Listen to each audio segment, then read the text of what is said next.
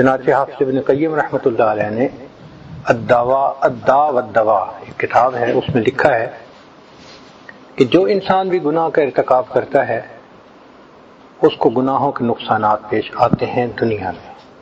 ان میں سے ایک یہ ہے کہ نیکی کو دل نہیں چاہتا، نماز پڑھنا بوجھ ہوتا ہے، تلاوت کرنا بوجھ ہوتا ہے، مسجد میں آنا بوجھ لگتا ہے، نیک محفلوں میں آنا بوجھ لگتا ہے، دل گھبراتا ہے۔ جب بھی نیکی سے دل گھبرائے سمجھ لیں کہ یہ گناہوں کا وبال ہے۔ دوسری بات یہ کہ دل بے چین ہوتا ہے، دل کو سکون نہیں ہوتا۔ انسان جو چاہے کھائے، جو چاہے پیے، جہاں چاہے سوئے، ہر دنیا کی نعمت ہے ہاتھوں میں، سکون نہیں ہے، ڈپریشن، اور یہ بھی نہیں کہہ سکتا کہ کس چیز کی کمی ہے، پھر بھی نہیں سکون، پھر بھی نیند نہیں آتی۔ ایک مرتبہ ایک صاحب نے رات کے 2 بجے فون کیا، دل پریشان ہے، دعا کریں۔ یہ وہ بندہ تھا جو کہتا تھا کہ میری اتنی انڈسٹریز ہیں کہ اگر میں اکاؤنٹس برانچ والوں کو کہوں کہ میرے ایسٹس کا اندازہ لگاؤ تو ان کو 1 مہینہ چاہیے حساب کرنے کے لیے۔ اس کا دل پریشان ہے، اس کو نیند نہیں آتی۔ ایئر کنڈیشن کمروں میں کمبل لے کے لیٹے ہوتے ہیں، کروٹیں بدلتے ہیں، نیند روٹ جاتی ہے، گولیاں کھانی پڑتی ہیں۔ ایک فیئر آف ان نون ان کے ذہن میں ہوتا ہے ہر وقت۔ اصل وجہ یہ ہوتی ہے کہ اللہ ان کے دلوں سے سکون کو چھین لیتے ہیں۔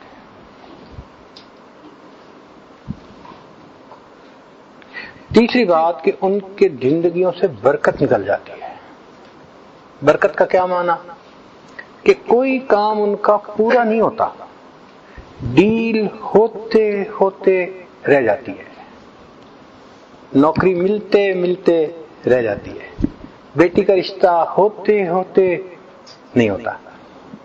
حضرت لوگ آتے ہیں، بیٹی کو پسند بھی کر جاتے ہیں، خوش جاتے ہیں، پھر جواب ہی کوئی نہیں دیتا۔ کام نہیں سمٹتے تو کاموں کا ادھورا رہ جانا یا اپنے وقت میں کاموں کا پورا نہ ہونا بے برکتی کی دلیل ہے۔ نہ صحت میں برکت۔ آپ دیکھیں 24 سال کا نوجوان، جی مجھے لو بیک پین ہے، تو یہ بے برکتی کی کتنی بڑی نشانی ہے کہ 24 سال کی عمر میں اس کو لو بیک کی پین۔ اللہ اکبر کبیرہ۔ وقت میں برکت نہیں ہوتی، کام سمجھتے نہیں، زندگی کے کسی چیز میں برکت نظر ہی نہیں آتی۔ پھر ایک اس کے وبال یہ ہے کہ انسان سے نعمتیں چھننی شروع ہو جاتی ہیں۔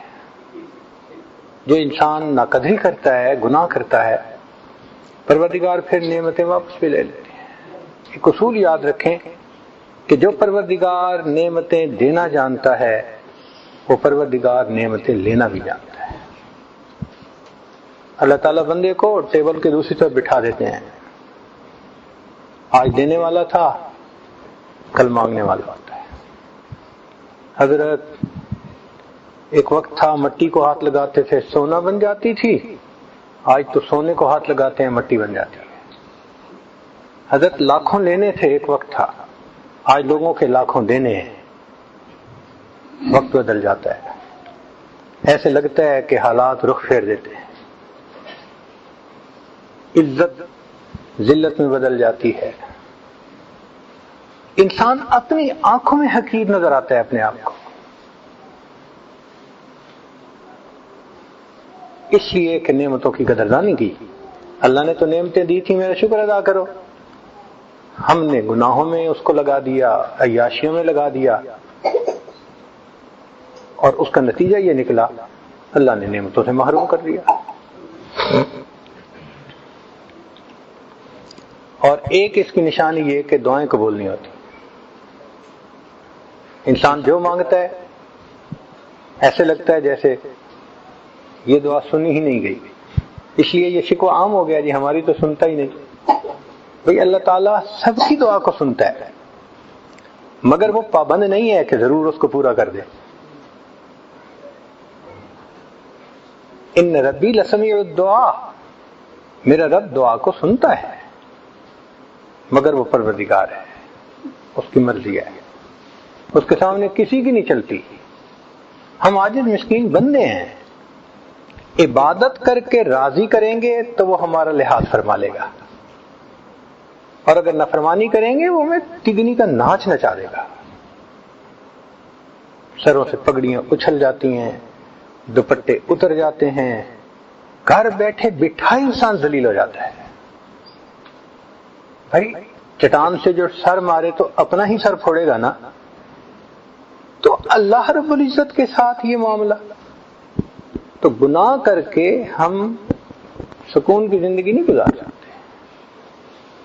اردو کا مقولہ ہے، رہنا دریا میں مگر مچھ سے بیر۔ بھئی دریا میں رہنا ہو تو مگر مچھ سے بیر نہیں چلتا، جہان میں رہنا ہے تو جہان کے بنانے والے سے بیر۔ اس لیے ہمارے پاس ایک آپشن ہے، دو نہیں ہے، کہ ہم نیکی کی زندگی گزاریں، گناہوں کو چھوڑیں اور اپنے رب کو راضی کرنے کی کوشش میں لگیں، تب دنیا بھی کامیابی ملے گی، آخرت کی بھی کامیابی ملے گی۔ توبہ کرنی ضروری ہے، اس پر تو آپ نے بہت مرتبہ مضامین سنے۔ آج کا عنوان تھوڑا سا ڈیفرنٹ ہے کہ ایک بندہ توبہ کرنا چاہتا ہے، اس کو توبہ کرنے میں کچھ مسائل پیش آتے ہیں، وہ ڈسکس نہیں ہوتے عام طور پہ، کہ توبہ کرنے والا کیسے توبہ کرے۔ چنانچہ توبہ کی کچھ شرائط ہیں۔ ایک تو یہ کہ انسان گناہوں کو اللہ کے ڈر کی وجہ سے چھوڑے۔ اگر کوئی اور ریزن ہوئی تو وہ توبہ نہیں کہلائے گی۔ مثلا ایک آدمی کہتا ہے میں نے یہ جوا چھوڑ دیا، بڑا نقصان ہوتا ہے، اس کو توبہ نہیں کہیں گے۔ ایک آدمی بوڑھا ہو گیا، کہتا ہے جی میں نے اب توبہ کر لی، زنا نہیں کروں گا، اب آپ ہیں کس قابل، اس کو توبہ نہیں کہتے۔ ایک آدمی کہے جی میں نہیں چوری کروں گا، جی پولیس پکڑتی ہے، تو ذہن میں رکھیں کہ نیت ہو کہ میں یہ گناہ اللہ کی رضا کے لیے چھوڑ رہا ہوں، اللہ کے خوف کی وجہ سے چھوڑ رہا ہوں، تو گناہ چھوڑے اللہ کے لیے، تب یہ توبہ بنے گی۔ دوسری شرط کہ انسان اپنے پچھلے گناہوں پہ نادم اور شرمندہ ہو۔ یہ ندامت بھی ضروری، الندم توبۃ۔ اگر پچھلے کیے پہ ندامت نہیں تو توبہ کیسی ہوئی؟ ندامت کا دوسرا نام توبہ ہے۔ انسان فیل کرے او اللہ میں نے بلنڈر کمٹ کیے، میں نے اچھا نہیں کیا، مجھے ایسا نہیں کرنا چاہیے تھا، میں نے غلطی کر لی، پلیز اب آپ مجھے توبہ قبول کر کے نیکوں میں شامل کروا لیں۔ ایک شرط یہ بھی ہے کہ آئندہ گناہ نہ کرنے کا دل میں عزم ہو، ارادہ ہو، عزم جازم، پکا عہد ہو۔ تو توبہ کرتے ہوئے دل میں یہ انٹینشن ہونی چاہیے کہ میں نے آج کے بعد گناہ نہیں کرنا۔ اگر حقوق العباد سے متعلق گناہ تھے تو وہ واپس کرنے پڑیں گے۔ یہ نہیں ہے کہ جی توبہ کر لی، اب کسی کے 2 لاکھ قرضہ دینے ہیں تو معاف، ایسے نہیں ہوتا۔ حقوق العباد لوٹانے پڑتے ہیں۔ کسی کے دل کو تکلیف پہنچائی، معافی مانگیں، کسی کی غیبت کی، اس سے معافی مانگیں، کسی کے حقوق کو پامال کیا، اس سے معافی مانگیں۔ حقوق العباد کو سلجھانا پڑتا ہے، اور اس دنیا میں سلجھانا بہت آسان ہے، آخرت میں ان کو پے کرنا بہت مشکل کام ہے۔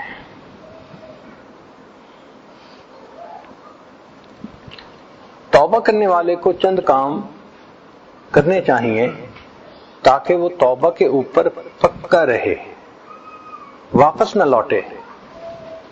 پہلا کام یہ کہ برے دوستوں کو چھوڑے۔ امام غزالی رحمۃ اللہ علیہ نے لکھا ہے کہ یار بد مارے بد سے بھی زیادہ برا۔ مارے بد فارسی کا لفظ ہے، مار کہتے ہیں سانپ کو، بد سے مراد زہریلا سانپ، کہ جو برا دوست ہوتا ہے وہ زہریلے سانپ سے بھی زیادہ برا ہوتا ہے۔ کیوں؟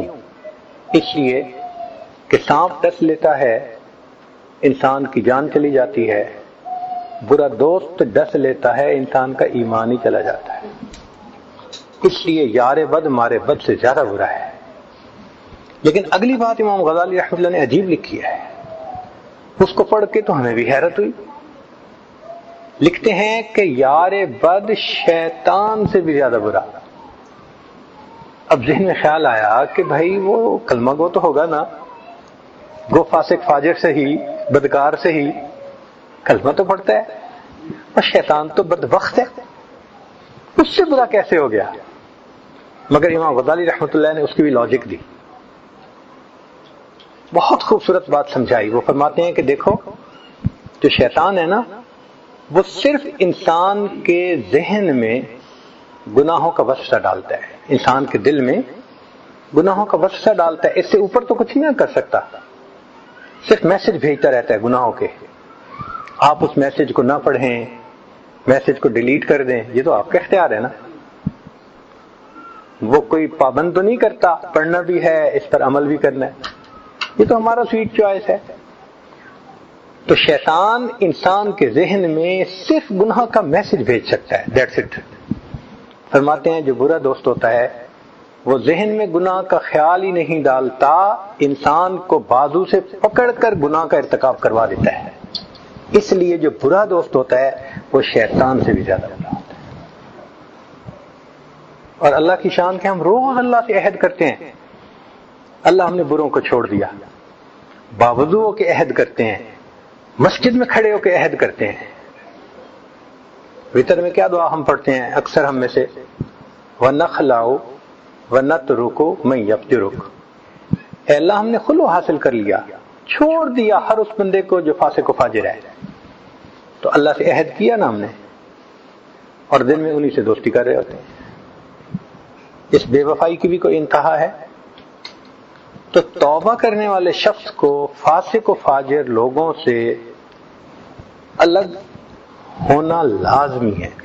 اس کی مثال یوں سمجھیں کہ اگر ایک موتی کسی گندی نالی میں پڑا ہے، آپ اس کے اوپر پانی ڈالتے رہیں، ٹن پانی بھی ڈال دیں گے نا تو وہ صاف نہیں ہوگا، اس لیے کہ ذرا پانی ڈالنا بند کیا، پھر گندا پانی اس کو گندا کر دے گا۔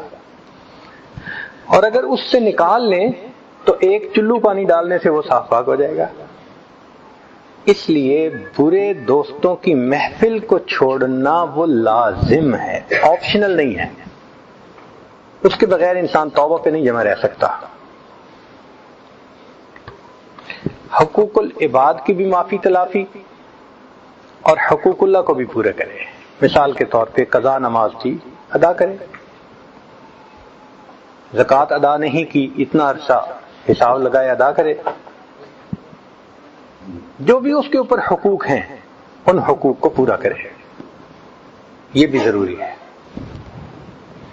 پھر آگے تیسری بات کہ حرام اور ممنوع اشیاء اگر ہیں تو ان کو طلب کرے۔ مثال کے طور پہ فوٹو البم بنائی ہوئی تھی، تصویریں لگی ہوئی تھیں، شریعت نے تصویر کو منع کیا، ایز اے رول تصویر حرام ہے۔ ہاں علماء نے ضرورت کے تحت اس کی اجازت دی ہے، الضرورات تبیح المحظورات، ضرورتیں جو ہوتی ہیں پھر شریعت انسان کو اجازت دے دیتی ہے۔ مثلا پاسپورٹ بنوانا ہے، آئی ڈی کارڈ بنوانا ہے، خروج عہدہ لگوانا ہے، عورت ہے مرد ہے، آئیڈینٹیفیکیشن کے لیے ضرورت ہے، شریعت کہتی ہے کہ جی ہاں آپ بنوا سکتے ہیں۔ لیکن فن کے طور پہ تصویریں بنانا شریعت نے اس کو منع کر دیا ہے۔ اور اس کا حسن دیکھیے کہ شریعت نے منع کیا شرک سے، اور شرک کی ابتدا تصویر سے شروع ہوتی ہے۔ تو شریعت نے کہا نپ دی ایول ان دی بڈ، امت کا مزاج بنایا کہ تم تصویروں والا مزاج مت بناؤ۔ تو اگر ایسی چیزیں ہیں جو حرام اور ممنوع تھیں ان کو طلب کرنا ضروری. ایک اور مثال سنیے. ایک بندہ شراب پیتا تھا اور اس کے پاس شراب پینے کے وہ خاص گلاس تھے. اب اس نے توبہ کر لی تو یہ نہیں کہہ سکتا جی میں ان کو دھو لیتا ہوں اور میں ان میں جوس پی لیا کروں گا, پانی پی لیا کروں گا. شریعت کہتی ہے نہیں. تم جب پانی پی رہے ہوگے نا تو یہ گلاس تمہیں کچھ اور یاد دلا رہا ہوگا, اس لیے یہ میموری ہی ختم ہونی ضروری ہے. ایسی ممنوع اشیاء کا تلف کرنا, ان کو دور کر دینا یہ ضروری ہے. اگر بدن کو حرام مال سے پالا, رشوت کھائی, یتیموں کا مال کھایا, بہن بیٹیوں کو جائیداد میں سے حصہ نہیں دیا, تو حرام مال تھا نا. اب کیا کرے؟ شریعت کہتی ہے کہ بھائی اب اس کا حل یہ ہے کہ تم اس بدن کو دین کے کاموں میں استعمال کرو, اللہ کے راستے میں نکلو, لگاؤ 4 مہینے, لگاؤ سال. یہ بدن جو گناہوں میں لگا رہا, اب یہ بدن دین کی خدمت میں بھی تو لگے نہ رہا. تم عورتوں کے پیچھے سڑکوں پہ جوتیاں چٹکھاتے رہے, اب ذرا انسانوں کی ہدایت کے لیے اللہ کے راستے میں بھی نکل کے دیکھا. نیک لوگوں کو دوست بنائے, اس لیے کہ نیکاں دے لڑ لگیاں میری جھولی وچ پھل پے, تے بریاں نال لگیاں میرے اگلے بھی ڈل پے. نیکوں کے ساتھ لگنے سے میری جھولی میں پھول پڑ گئے اور بروں کے ساتھ لگنے سے جو پہلے تھے وہ بھی جھولی سے گر گئے. اور ایک اور نکتہ کہ انسان توبہ پہ پکا رہنے کے لیے جو متقدمین صالحین میں تائبین گزرے ہیں ان کے واقعات کو یاد کرے.